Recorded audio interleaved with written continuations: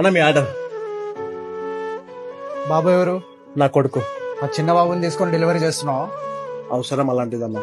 ఎంత అవసరమైన చిన్న పిల్లల్ని ఎండలో బయటికి తీసుకొచ్చి డెలివరీ ఇస్తావా? వీడు పుట్టక ముందు వీళ్ళమ్మ నాతో చెప్పింది. ఏవండి, నేను మీతో ఒకటి చెప్పాను అనుకుంటున్నాను. చెప్పు. నేను టీచింగ్ కోర్స్ చేయాలనుకుంటున్నాను. మీరు ఒక్కరే సంపాదిస్తున్నారు కదా, మీతో పాటు నేను కూడా సంపాదిస్తే ఇంట్లో ప్రాబ్లం మొత్తం సాల్వ్ అయిపోతుంది. కొన్ని రోజులలో తను కూడా బయటికి వస్తాడు. అప్పుడు మన ఖర్చులు చాలా ఎక్కువ పెరిగిపోతుందండి. సర్లే చెయ్యి, దాంట్లో ప్రాబ్లం ఏముంది?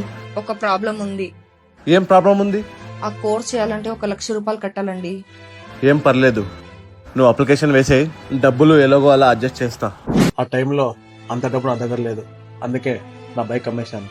తనకి జాబ్ వస్తే అంతా సర్దుకుంటుంది అనుకున్నా. మరి జాబ్ వచ్చిందా? కానీ కానీ అంటే ఏవండి, నన్ను క్షమించండి. నేను ఈ తప్పు చేయాల్సి వచ్చింది. ఎందుకంటే నేను పెళ్లికి ముందే వేరే వాళ్ళని ప్రేమించానండి. వాళ్ళ ఇంట్లో మా పెళ్లికి అస్సలు ఒప్పుకోలేదండి. ఎందుకంటే వాళ్ళ కోడలు గవర్నమెంట్ జాబ్ చేస్తూ ఉండాలంట.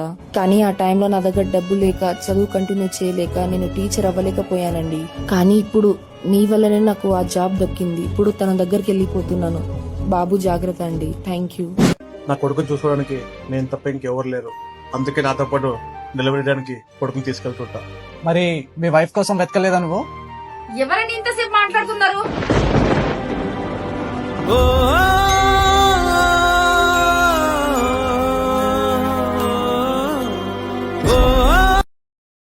Download ShareChat.